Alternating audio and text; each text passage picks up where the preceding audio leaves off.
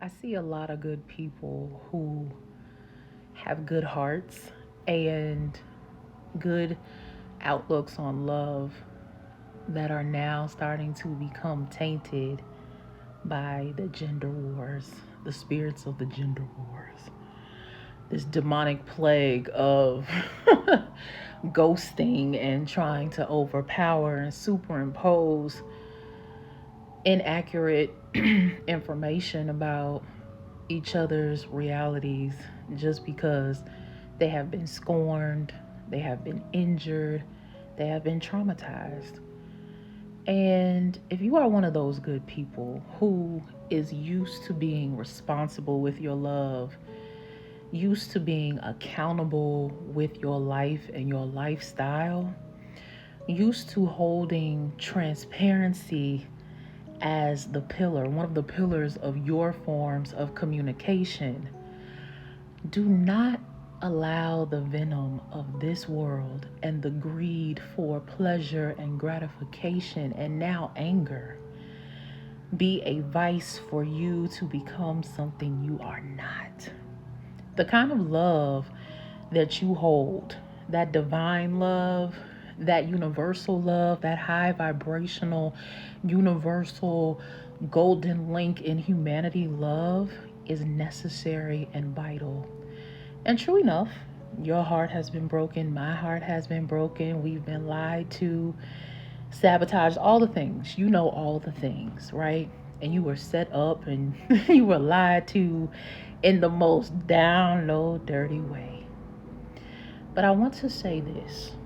I think that that was used as a metrics to allow you to delve deeper into the mysteries of God. And without having a boundary to what God, with a religious philosophy or a framework, right, of any sort of theology, think about it. Think about how precious you have spent your whole life. Most of us have had some form of traumatic childhood, some form of disconfiguration in our developmental years, and out of all the darkness that we have consumed and transmuted, we still make a choice to love. And sometimes the exchange doesn't seem fair, right? It's like, why would God make me in his, her image? Why would God, the Almighty, the Supreme One, give me a heart to heal, a gift to heal, a ministry, a love to heal, and I'm continuously being damaged? I'm not going to give you an answer to that because it might be skewed for your path. However, I will say that you are integral to whatever is happening in the universe, that you are a divine messenger. And the only thing that I can tell you is to keep endowing yourself with self love, self care, and the awarenesses around you. Be stronger by making more sound decisions. When you see a red flag, when you see that the stove is on and you want to touch it and you get burned the first time, leave it alone. Because there's always going to be somebody that's going to come towards you who needs something that they have to be delivered from. They have to be liberated from. The expressions of their illnesses have to come from out of their soul. And you are the medicine. You are the remedy for those impurities. I'm saying this to say, do not allow what everyone else is saying about love to be your reality. You know you still want marriage. You know you still want a companion. You know you want a boo. And for us that are over 35 or 35 and over, listen, I don't care what you say. Love can still come at any time and at any age. And maybe there was a certain level of maturity that you had to master. You know what I mean? Don't be bitter. Don't allow your heart to sour. And I'm going to continue to pray for you that you make great decisions for yourself. And even when you make a great decision and life sends you a curveball in the form of a damsel in distress, right? Because a damsel in distress What a spirit. What a spirit.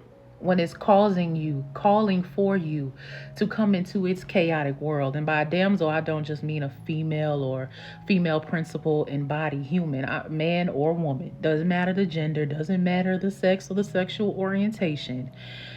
When people put themselves and their chaotic life in your pathway as a healer, and I'm saying a healer as someone who has the gift of love, the first thing you want to do is what? Heal them.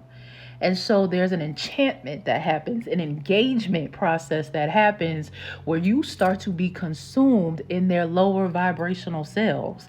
And then it becomes your life. And then you develop dependencies because you took on their illness and now they're walking away fine, skipping around, looking at you like, what's wrong with you? Like, I know you see me disabled because of you, honey, you know. So I would just caution you to watch your words. Watch how you're manifesting, because God still hears. Spirit, the frequency of the universe still hears. And I don't want you to mess up or miss your opportunity for a beautiful companionship, because I know that's your heart's desire, because it's mine as well. Just because you got hurt and you couldn't find a way to recover.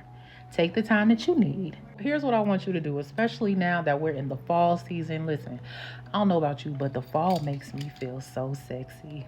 Pumpkin spice and all the spices just make me feel sexy. But, and it's cuffing season coming up. Let me tell you something. I'm not going to tell you what to do because we both grown. I don't do what I used to do, but I'm going to just tell you, I'm single. My heart got broke and I'm for the streets. I'm just playing. But watch yourself. But here's what I really want to tell you to do is continue to affirm yourself, level up how you look, right? Aesthetically, spiritually. Continue to build a conversation within yourself, within your spirit. You know what I mean? Like, get back to smelling good. I know for a few years, I had stopped. Look, I used to could dress, honey. No matter the size I was, I could dress at one point, and I miss that. So I'm going to go back to that. There are certain elements of going outside or being outside, as they say, that I really want to engage with, because I'm not going to be sulking in this gift anymore. I'm not going to be angry and bitter for other people's illnesses.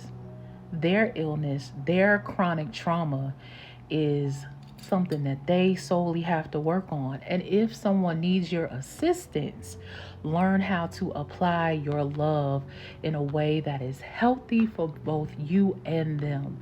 Give boundaries to your love. That's why I tell you, I no longer believe in unconditional love.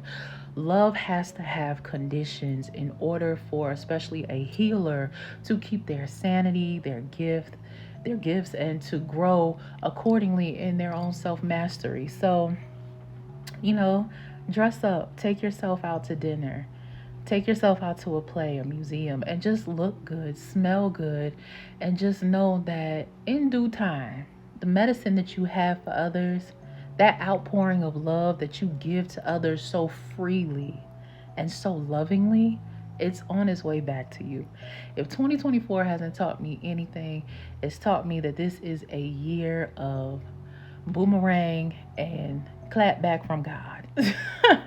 But I really just wanted to tell you, I just wanted to have this message, this little conversation between us to say, don't get lost in the sauce. Don't get caught up in this political warfare of pitching black men and black women against each other. That is not the foundation of our community. That is not the foundation of humanity. It's a lie. It's a distraction. And it really is a confusion tactic to stop us all from vibrating higher. That's a message for another time. But let's have the conversation. Like, in what ways can you grow? In what ways do you need to grow? How can I support you? Let me know. I love you. And I just want to say, check out The Living Single. Now, this is vintage. This is real. This came off the set. This was not off Etsy. Look at this. I'm wearing it to make a point, but also, listen, this is not the banner of my life. I am love, and so are you. I'll talk to you next time.